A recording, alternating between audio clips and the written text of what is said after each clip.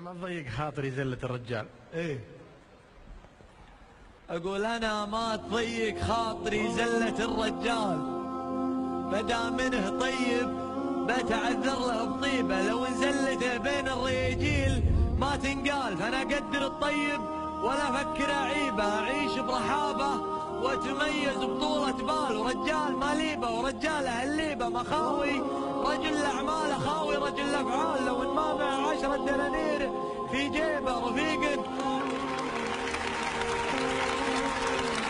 مخاوي، رجل الاعمال اخاوي رجل الافعال، لو ان ما معه 10 دنانير في جيبه رفيق ما هو بيسوى ابيعه بنص ريال، ورفيق ابيع العمر دونه وما ريبه، ضعيف الروابع جعله الضيق والسلال، ولا ضر واسمه ما له الالف والخيبه،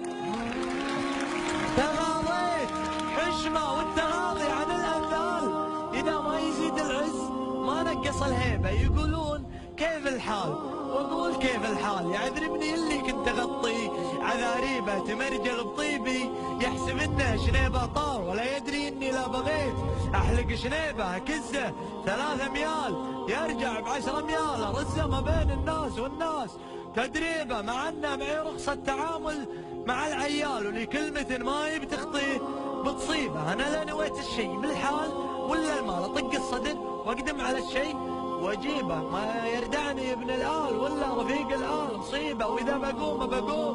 بمصيبه، لكن الردي ما يردعني ابن الآل ولا رفيق الآل مصيبه، واذا بقوم